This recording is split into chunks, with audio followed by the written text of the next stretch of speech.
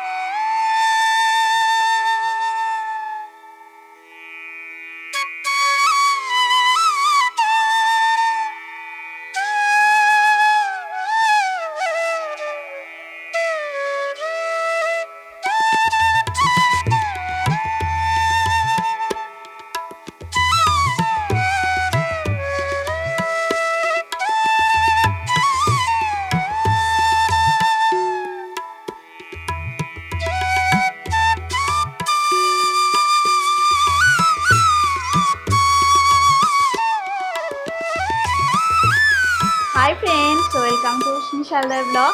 আশা করি তোমরা সবাই খুব ভালো আছো, আমরাও ভালো আছি। তো এখন অনেক সকাল 8টা বাজে। তো গুড মর্নিং সবাইকে।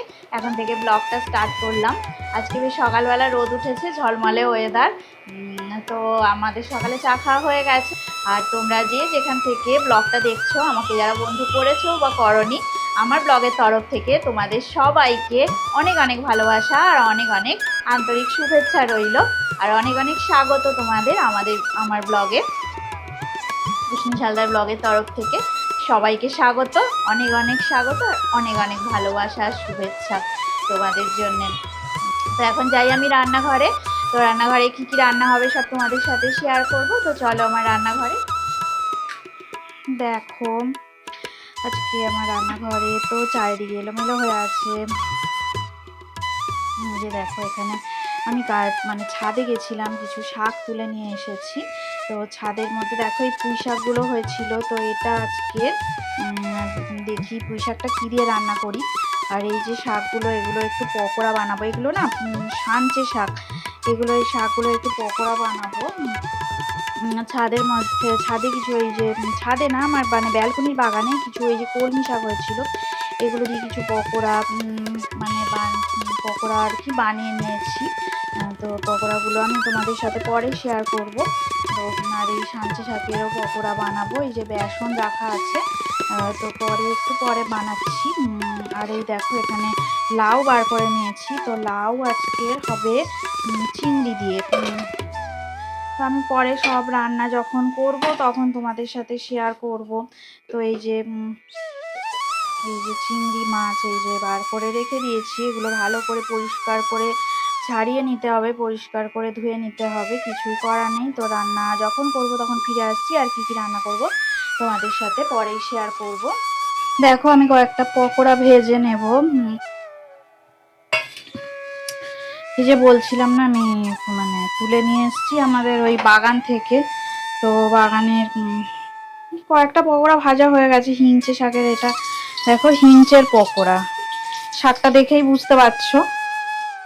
এই যে আমাদের ছাদ বাগানে, এটা ছাদ বাগানে হয়েছিল। যখন ভিডিও করেছি তুলছিলাম তখন ভিডিও করা হয়নি। তো এই কয়েকটা পকোড়া ভেজে নেব। কলমি শাকগুলো আমাদের এই দেখো বাগানে হয়েছিল, ওই যে ব্যালকনি একটা বাগান আছে না, ব্যালকনিতে ওখানে হয়েছিল। বড়া খেতে ভালো লাগে, মাঝে মধ্যে অন্য টাইপের রান্না করলেও ভালো লাগে।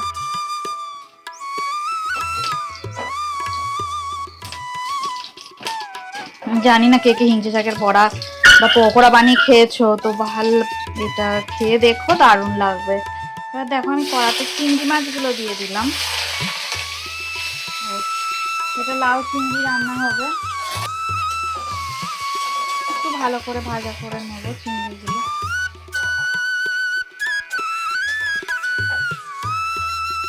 জিরে ফোড়ন আর কাঁচা লঙ্কা দিয়ে দিলাম। এবার লাউ দিয়ে দেবো, সরু করে কেটে রাখা লাউ দিয়ে দিলাম।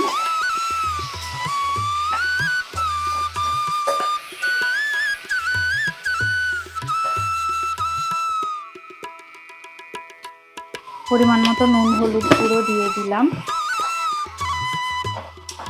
লাউটা একটু ভাজা ভাজা হয়ে গেলে আমি ভাজা চিংড়ি মাছগুলো দিয়ে দেবো। দেখো চিংড়ি মাছগুলো ভাজা হয়ে গেছে।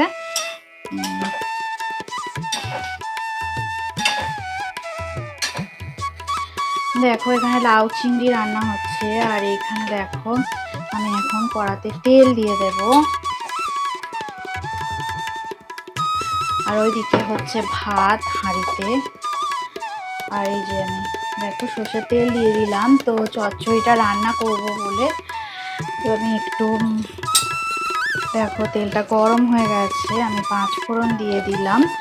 বেগুন দিয়ে পুঁই শাক আলু দিয়ে একটা রান্না হবে। আর এখানে দেখো চিংড়ি মাছ আর লাউটা হচ্ছে, তো এটা আমি এখন ঢাকা দিয়ে দেব। আর কারণ এখনো লাউ থেকে অনেক জল বেরিয়ে গেছে, আর ওটা দেখো আমি চচ্চড়িটা রান্না করছি। কিছু পেঁয়াজ কুচি আমি দিয়ে দিলাম, কুচানো পেঁয়াজ দিয়ে দিলাম। আর এই যে পুঁই শাক, বেগুন আর আলু,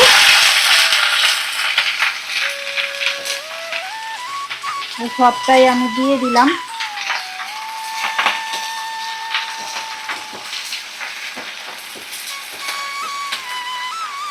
এটা আমাদের গাছের পুঁই শাক, জানো তো, এরকম না লাল হয় পুঁই শাকগুলো, লাল পুঁই শাক এটা।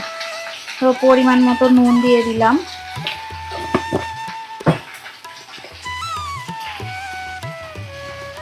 হলুদ গুঁড়ো দিয়ে দিলাম, আর একটা কাঁচা লঙ্কা আমি দিয়ে দেবো, টুকরো করে দিয়ে দেবো।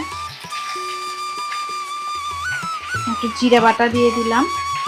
তো এই রান্নাটা দেখো এবার আমি ভালো করে নিই। আর এখানটায় দেখো ভাতটা ফুটছে, চালটা ফুটছে, এখনো ভাতটা হয়নি। আর এই চচ্চড়িটা একটু রান্নাটা করে নিই। দেখো লাউ চিংড়ি একদম রেডি হয়ে গেছে। তো এটা জলটা দেখো অনেকটাই শুকিয়ে গেছে। তো এবারে আর একটু জলটা শুকিয়ে যাবে, তারপর আমি নামিয়ে নেব কড়া থেকে। লাউগুলো সব সিদ্ধ হয়ে গেছে। তো আজ কি কি রান্না হলো আমার তোমাদেরকে দেখিয়ে দিই। এই দেখো এখানে এই যে পকোড়াগুলো ভাজা হয়েছে, ওই পাতা নিয়ে আসা হয়েছিল না ব্যালকনি থেকে, আর বললাম ছাদ থেকে নিয়ে এসেছি। দেখো যে কাছ থেকে দেখিয়ে দিই, দেখো এই যে সাঞ্চে শাকের পাতার বড়া এগুলো। আর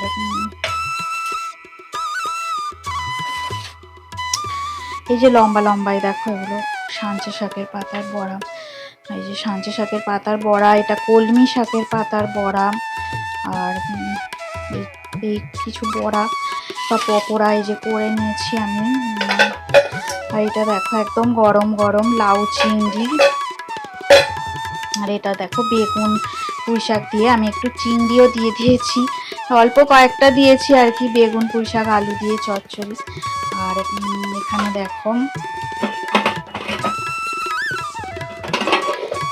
যে গরম ভাত হয়ে গেছে। আর এই মুসুর ডালটা ফুটছে এখন, মুসুর ডালটা হয়নি, পরে নামিয়ে নেব। দেখো হয়ে গেছে। তো ডাল আমি সাতলাবো না, আজকে ডাল সিদ্ধই খাওয়া হবে। তো ভিডিওটা যদি ভালো লেগে থাকে অবশ্যই লাইক দেবে, শেয়ার করবে, আর কমেন্ট করে আমাকে জানাবে তোমাদের কেমন লাগলো। সবাই ভালো থাকো, সুস্থ থাকো, আর আমার এই যে ভিডিও দেখতে থাকো। তো এতক্ষণ ধরে আমার সাথে থাকার জন্য অনেক অনেক ধন্যবাদ। আর পুরনো বন্ধুদের তো অনেক ধন্যবাদ। আর যারা নতুন বন্ধু আছো তাদেরকে আমার চ্যানেলে সাবস্ক্রাইব করার অনুরোধ রইল। তো সবাই ভালো থাকো, সুস্থ থাকো। আজকের মতো টাটা, পরে আবার নতুন ব্লগে তোমাদের সাথে আবার দেখা হবে।